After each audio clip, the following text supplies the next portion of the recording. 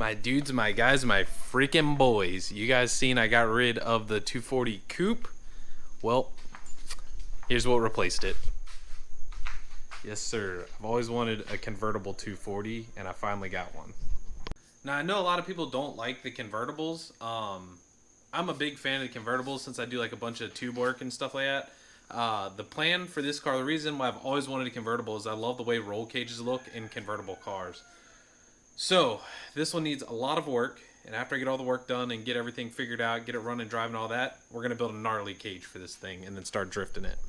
So everything that I know about the car right now is it has tons of aftermarket stuff on it, but it does not run.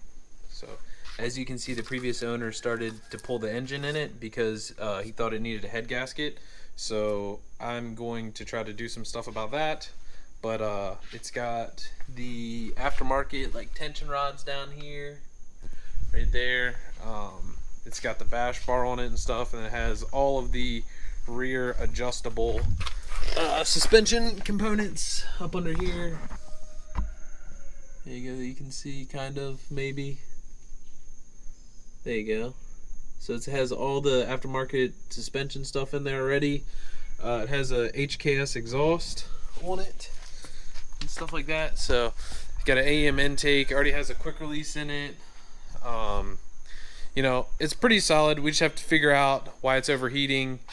The previous owner put this radiator in it with electric fans, and I know that the KAs don't like electric fans. Luckily, when I sold my coupe, I kept the stock fan. So what I'm going to try to do now is I'm going to try to hook everything up because I don't know anything about 240s.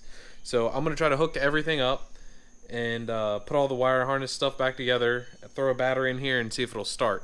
If I can get it to start, then I'll put the radiator in and all that stuff. So let's get the plug-in stuff in, I guess. Okay, I think I have everything plugged in. The only thing that I don't know is the ground is here. I don't know where it's supposed to go. I don't see like a normal, like easy spot, so I'll have to find a spot for that to ground. I need to put the header back on, so I can go ahead and do that now. Luckily I have the bolts for it that he was using, so I'm gonna go ahead and put the header back on, and then I guess I get to figure out the firing order and do the distributor wires next. So I got everything in here all buttoned up. I just have to wait for spark plugs. My girlfriend's gonna bring some spark plugs home because it doesn't have any in the motor. When we were loading this thing up, it had a bunch of rear toe, and so I got up under there to adjust it so we could roll it, and I noticed that the camber kits were on the wrong sides. So I'm in the process of swapping that right now. I'm gonna put my coilovers on that I have for it, but one thing I did notice, interesting.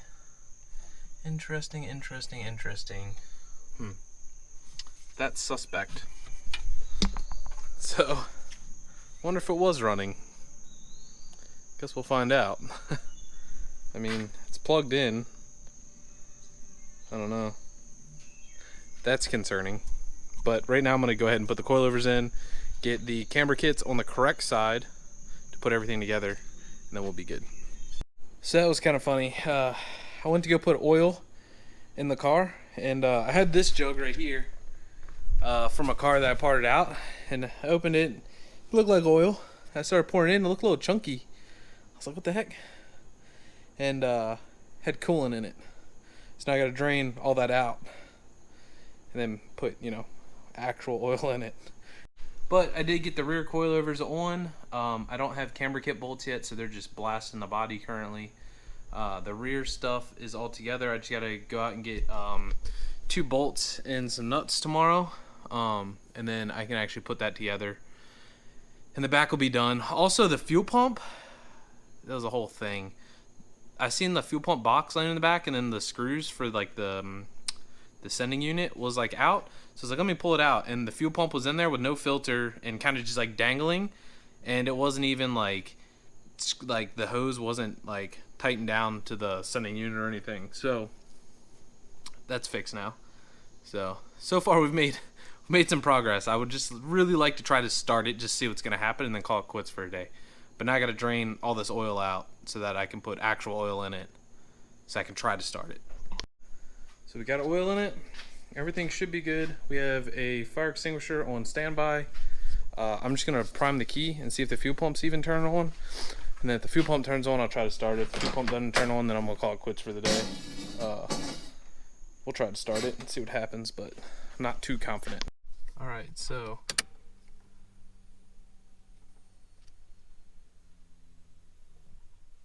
the fuel pump's definitely working.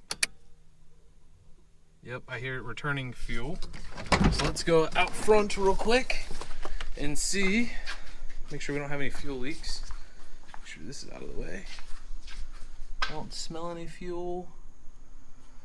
I don't see anything crazy. I guess we'll try to start it. Let's see what happens. Get the old girl start.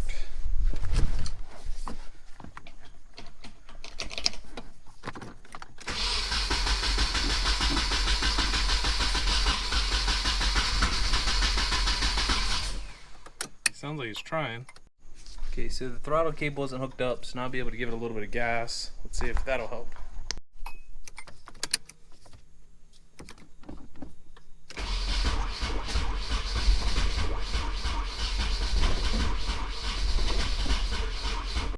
So it sounded kind of like to me that the firing order was off, so I just went back and looked up more things, because I don't know anything about 240s, bro. I'm a Honda guy.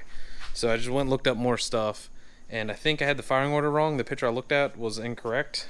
So let's try this. I also noticed that the cap was loose. Yeah. So that could also help. I'm feeling a bit more confident this time. I think the firing order's right now. Pretty confident this time.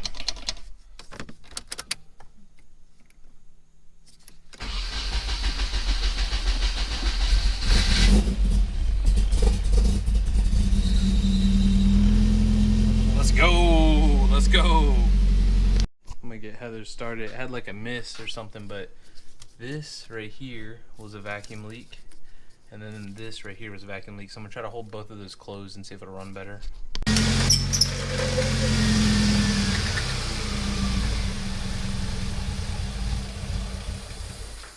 Interesting. Trying to figure out how to block both of these off and hit the gas. All right, go ahead.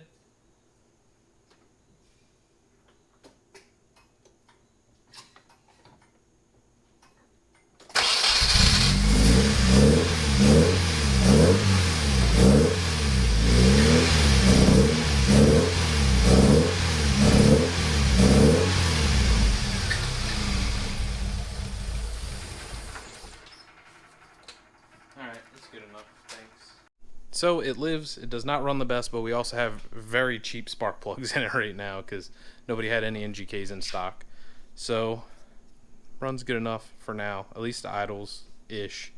It's got a couple vacuum leaks that I'm gonna have to try to figure out. Like I said, I don't know anything about these, so I'll figure those guys out, and then yeah, we'll go from there. So I'll check in with y'all tomorrow because I'll be back tomorrow working on this thing. Alright, CJ came over. We got the coilovers on now. We have the fan in. We just got to adjust the rear camber kit. The front tires are hitting the coilovers, so it can't really drive it like this. But it looks better, and that's what matters. So I guess we're going to start up. We should put some water in here and coolant.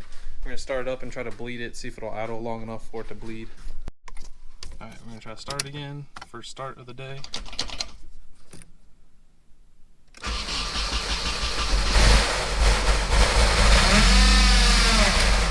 Alright, so the fan is hitting the shroud. Alright, CJ had to go, so we're just sitting here idling this thing, or trying to idle it at least. It's not running very well, but trying to idle it to get it to burp the coolant system to see if the thermostat will open, but the temperature has not moved, like, at all. So, I don't know what to try. Part of me wants to try to, like, close it and go drive it and see if it'll move then, because that would be the real test. But it's also not running really good, so I don't know if I should risk that. I don't know. I'm gonna sit here for a little bit longer and try to get this coolant to burp. Alright, so I found the vacuum leak. There's still another one. As you can see, the coolant temperature hasn't really moved. I can hear, dude, there's something in here like whistling crazy, but idling. It's definitely kicking a lot of coolant out, so it might actually have a bad head gasket, but I can hear another vacuum leak, I just can't tell where it's at. So it has to be something that's on a valve, because it'll do it, then it'll stop, then it'll do it, then it'll stop. But it's idling. Everything's all hunky-dory. It's not kicking any smoke out.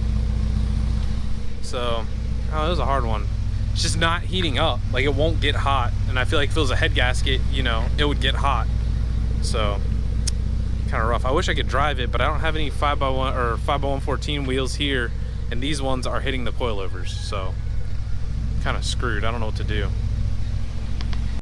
Alright, so the front tires are definitely rubbing on stuff, but I think I'm gonna go try to drive it like at least up the driveway and see if the coolant stuff will do anything. I capped it off.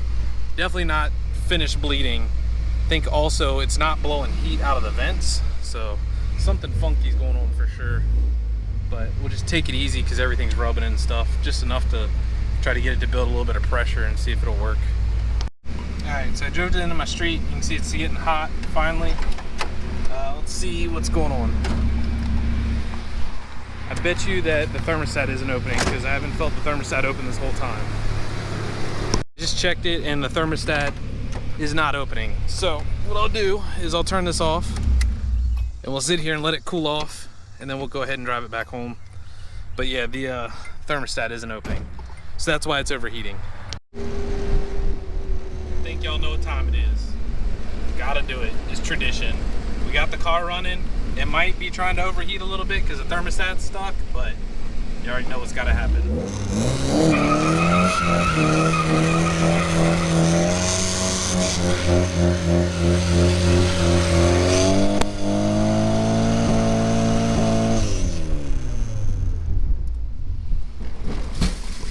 Very craziest part is I just did that and it's not even trying to overheat. What the heck? Just gotta watch out because my road's all tore up right now. Alright, so we made it back home. I think the thermostat was just stuck because it didn't overheat the whole way home even after I did the burnout. I put more coolant in it, or let it cool off, put more coolant in it. Now I'm going to adjust the back because they have way too much camera in the back. It's like rubbing the body and stuff. So I'm going to go ahead and get the alignment kind of straight in the back, straight enough at least to drive it a little bit. So I'm going to do that now, and then we'll go take it back out and see how it does again. Alright, I threw a tag on this thing. Let's go take it up to the little local spot and put some gas in it real quick. It's only like a mile away, so we'll see if it tries to overheat on that mile. I know the alignment's not super good, but we'll see how it goes. I'm also just dragging the exhaust out the driveway, so that's ideal. She's cruising good. Alignment's all out of whack, but she's cruising good. Temperature looks good. So far, so good.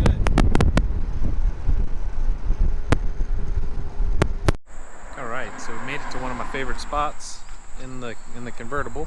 It's running good. It's running good, no issues. I think the thermostat was just stuck the one time and now it's fine. So I guess we're good. I'm gonna finish this little drive that I do. I do like a little, it's like a 13-mile little loop that I do. So I'm gonna go ahead and do that and then see how it goes. Alright, so we can check out the car a little bit. So it came with a ton of extra parts. So there's a ton of stuff I can do to this thing. It came with like all new bushings and literally everything. I have boxes and boxes and boxes of new parts for this thing. I do have a front bumper. I just haven't thrown it on. I hate the way this looks. I'm going to throw a front bumper on it for sure. I need to get some wheels. I don't own any 5x114 wheels because everything I own is 4x100. I have better seats at the house, so I'm going to go ahead and put my seats in because these things look like they're deflated. I'd like to clean the back seats up. But yeah, the main reason why I got this thing is I really wanted a car that I could show off my like tubing skills on, and I feel like this will be the perfect thing for it because I can just drop the top and everybody can see like a roll cage in it and stuff like that. So like I'll get rid of this front bash bar and make my own. I'll do a rear bash bar and all that stuff. So this is gonna be kind of like my I guess like shop car, you know what I mean? So I mean, I have my CRX, it's like the shop car, I guess, technically, but this would be like the shop street car. So I'll be able to build this and take this to meets and stuff like that. Like right now it's all crusty, but you know, we'll paint it and stuff like that. The only real rust that I've found so far is this up here, which I'll pull this seal out and like do that when I paint it. And then the wheel well over there has a little bit of rust, but other than that, there's no rust on the frame rails, and everything else is pretty good. So yeah, I'm pretty excited about this thing. I've always wanted one of these, so I'm excited to have one to start building it. All right, I'm gonna end this one off here. We're back home. No overheating issues on that. We just like a 13-mile drive. There's definitely a lot of stuff that needs to be addressed. The tach doesn't work, the speedometer doesn't work. There's a whole bunch of stuff that doesn't work. But it runs, it drives, it doesn't overheat. That's the important part. So I hope you guys would like to see more of this, because I'm going to be posting more of it. I'm very excited about this. So let me know what you guys think. I'll see y'all later. Thanks for watching.